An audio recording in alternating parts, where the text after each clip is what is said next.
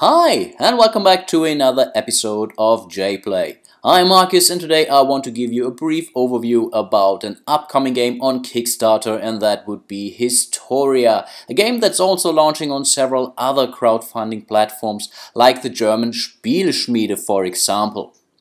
Historia is a journey through 20,000 years of human history, starting in the early Stone Age until modern time.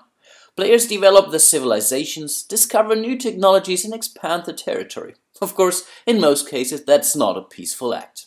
When I first read about this game, I immediately thought about civilization. And I believe this was the project name, and some mechanics like this tagged axis might make you think about the Fantasy Flight claim. But it's definitely something completely different, and especially the cool development matrix, where you adjust your tech level on the x-axis, whereas the y-axis shows the military strengths of each player, and also provides you some goodies when reaching certain levels.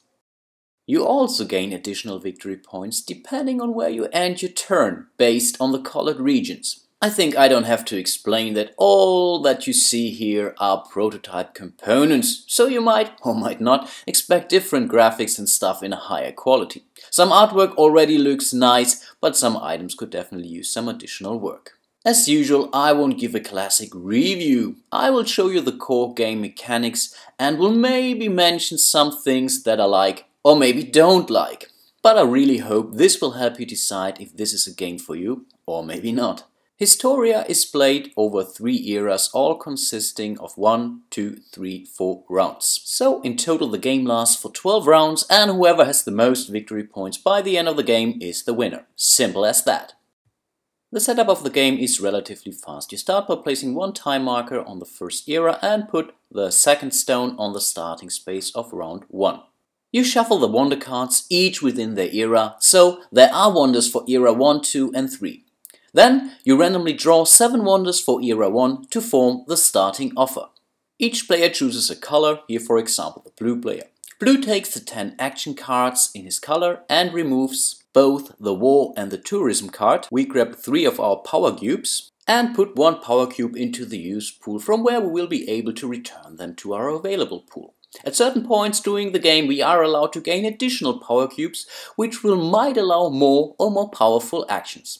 Next, each player chooses a civilization. In this prototype there is Egypt and the Roman Empire. Each player takes the 5 advisor cards belonging to his civilization, shuffles them, and afterwards we draw 1 advisor that will be removed from the game.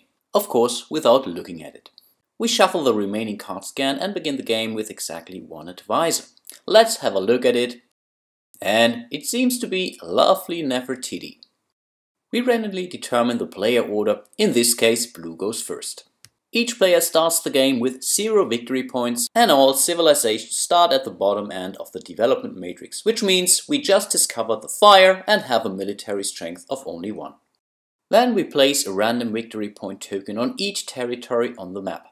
As soon as I expand to a new territory, I will be able to gain the appropriate amount of victory points if no other player was there before me. Afterwards, each player places 1 random milestone victory point token on the space of his choice on the development matrix. So, blue will put 1 here.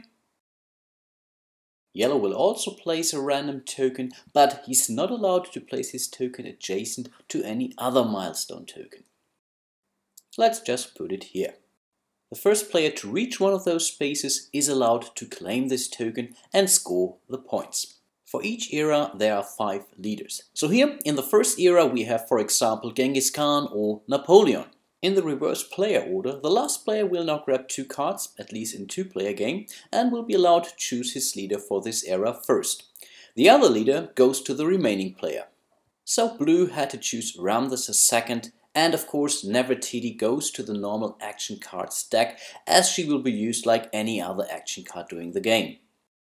During the last step of the preparation, each player places 1 of his power cubes on a territory on the world map. If no other player is present on the chosen space, he would be allowed to claim the amount of victory points that are printed on the appropriate token. So blue will start the game with 3 victory points. Yellow is following this example and will also claim a 3-point territory. And then we can get started. As mentioned, the game consists of 3 eras divided into 4 rounds. Each round is subdivided into a variable amount of turns, and that's depending on the amount and kind of action cards that are being played. I can play one of my advisor cards or one of my standard action cards, which are all the same for all the players. The amount of cards I'm allowed to play during my turn is dependent on my tech level. At the start of the game, I'm only allowed to play one card. When I reach level 5 of the technology axis, so the wheel, I'm allowed to play up to 2 cards. And when I reach level 13, I'm even allowed to play 3 cards in a turn.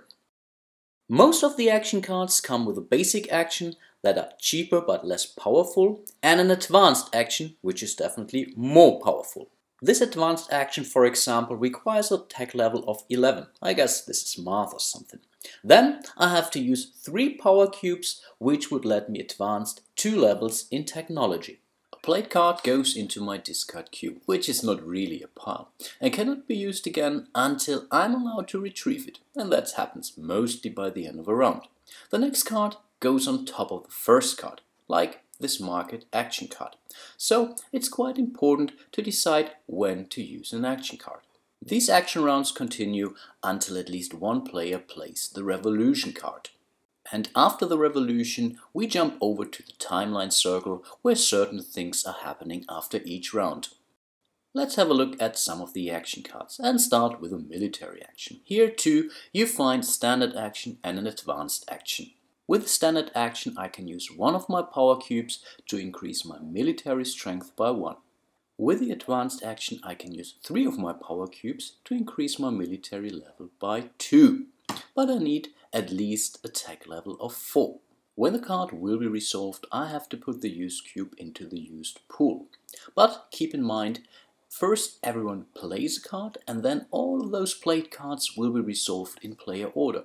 So it can really happen that you played a card which you cannot resolve anymore because of things that happened in between that will prohibit to resolve this action. For example, a fellow player increased his military level over yours. Next, I would increase my military level on the development matrix on the y-axis, meaning I have a military strength of 2 now. I also get the bonus that is printed beside the row, and here I can reclaim 1 power cube from the used pool. So I can return this cube to my available stock. Basically, this action was more or less free. It has to be mentioned that I cannot increase my military strength any further, because I reached the limit for my current tech level. First of all, I would have to increase my tech level by 1, basically develop agriculture, and then I would be allowed to increase my military strength again. Now yellow would also play an action, and would decide to play this technology action. Again, we have 2 levels, and with math I could use the advanced action. But yellow can only use 1 power cube to increase his technology level appropriately. So it seems the yellow civilization consists of thinkers rather than warmongers. With the agriculture level I am now allowed to gain the war action card, which I removed from my action card deck during the game setup and put it into my hand. As with the military action, I have the same limitation on the matrix, so yellow could increase his tech level exactly 1 time, before he would need to increase his military level first. Blue could now play the art action card, allowing him to buy wonder cards from the offering, with a standard action that is 1 cube for 1 wonder card. For the advanced action, he would need the writing tech level, and then he could use 3 cubes for 2 wonder cards. So again, blue would use 1 power cube to gain 1 wonder card, which he would have to place open in front of him. So for example, blue would choose the Library of Alexandria, and each time he would use the tag action, he could tap the wonder card and would gain 1 victory point. Another example would be the Luxor wonder card, which I could only activate if my civilization would be in the lead in respect to technology. Yellow could now play the exploit action card, and with a standard action he can reclaim 2 of his used power cubes. The advanced action requires the printing press. I would have to lose 1 victory point, yes, that's tough, but it allows me to regain 4 used power cubes. So let's play the basic action and grab 2 cubes from the used pool. Blue thinks this is a good idea and so he goes for the same action. Yellow wants to expand his territory and will play the expansion action card. So he takes one of his power cubes and places it on the adjacent territory on the map. The advanced action requires the wheel, and this would allow him to recycle a power cube first and then put this power cube onto an adjacent territory on the map. Right now, no one developed the wheel, so he sticks to the basic action. He takes one of his power cubes and places it on an adjacent territory, in this case North Africa. Therefore, he scores 2 victory points. So he's already up to 5 victory points. If Yellow would have developed the 9th tech level, so the navigation, he would not have to expand to an adjacent territory. He could expand into any territory on the map. Let's have a look at the trade action card, which we cannot play at this point in time because the basic action only allows to trade with an adjacent civilization, and currently there is none. Still, let's have a look at it. The card allows you to trade with an adjacent civilization that has a greater tech level. The target player, Yellow in this case, would gain 2 victory points. At least that's what printed on the card. The rules show only 1 victory point. One of those 2 options will turn out to be true in the end, so we assume the card is right, and this means Yellow gains 2 victory points, but Blue could increase his tech level in return. For the advanced action I need navigation, but the target player only scores 1 point and I can trade with any civilization. Next we check out the raid action card, which allows me to raid an adjacent civilization with a lower military level. The good thing is, the raided player doesn't actually lose anything. But the raider is allowed to regain 1 used power cube and gets 1 victory point. When I have reached tech level 10, I could regain 2 power cubes and would score 2 victory points. This is the war action card, but I can only wage a war when I reach tech level 2. Then I could declare a war with a civilization I share a territory with. So, first of all, someone would have to expand into a hostile territory on the map. If I have the higher military strength, I can return the cube of the other civilization into his used pool. If there are several civilizations in the same territory, I can choose who to attack. For a successful war, I score 2 victory points, by the way. When I develop nuclear technologies, I even score 4 victory points for a successful attack. The last normal action card is tourism. I get this action card when I developed the industry tech level. And when I run an industrial shop, I could play this card to gain 1 victory point for each 4 wonders I have played out in front of me. And when I hit dub the first time for my civilization, I score 1 victory point for only each 3 wonders in front of me. And last but not least, we have the revolution card that will trigger the end of a round. Here is a special rule to consider, because I'm only allowed to play this card when I have at least 3 cards in my discard queue at the start of the current action turn. When everything is fine with the revolution card, I can place the turn marker on the first end of turn track. After the very first round, it will move onto the circle and then moves clockwise around it. But now we have to trigger the individual effects for this round that do differ from round to round. First of all, I would reclaim the bottom 2 action cards from my discard queue. This symbol allows me to recover, basically untap my wonders, and this one stands for a government bonus. So let's have a look at the mini matrix at the top of the game board, which shows me what kind of bonus I get independent of my position on the development matrix. At the moment, all players are down here, so everyone can reclaim 1 used power cube. The farther I get, the more victory points I can score after each round. And the last step would be to determine the new player order, and the player with the fewest victory points will go first from now on. As Yellow is in the lead, the player order will not change at this point in time. As I already explained, there are different end of round effects after each round. So when we end the next round here, I would gain an additional power cube from the common reserve into my used pool. So every player would start round 3 with 5 power cubes instead of only 4. I would also be allowed to regain 1 cube from the used pool. We would determine the government bonus again, the wonders will be recovered, and I can draw the bottom 2 action cards from my discard queue.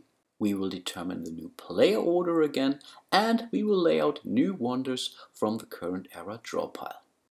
And when we ran through the timeline circle 3 times, we would come to the end of the game. Let's talk about 1 or 2 items I have not explained to you yet. First of all, the leader bonus, which will be determined after each completed era. We will check out this bonus in a second, but we will also deal out new leaders at the end of this era, following the same mechanic as during game setup. But let's see what good the leaders will bring. There are 2 conditions which I can choose exactly 1 from. So the condition on the left says, when I have at least 2 territories, I score 6 victory points. If I couldn't conquer a whole 2 territories, I can still go with option B. And this would allow me to score 2 points for 3 wonders. So it could be a good advice to focus on expansion with this leader on my hand. And at last I wanted to show you 1 example advisor card, which is always a one-use action that will be completely removed from the game afterwards. I can play these advisor cards as normal action cards, relatively powerful, but can be used only once. Lovely Nefertiti here allows me to use 1 power cube to claim 1 wonder card and to score 3 victory points. Really nice of her. As I said, there are so many additional advisor cards, wonders and leaders and whatnot, which means I only showed you the tip of the iceberg here. So here's my final thought on this game. It's really fun, but I assume it's much nicer with more than just 2 players. You just have more possibilities to wage war, or raid a fellow player, or trade with him, or her of course. The game will be available on several crowdfunding platforms. You will definitely find the links to Kickstarter and Spieleschmiede within the description of this video. And if you liked what you saw, feel free and back it. Still, I hope you enjoyed my little preview of Historia and hope to see you soon in one of my next videos. Until then, bye bye.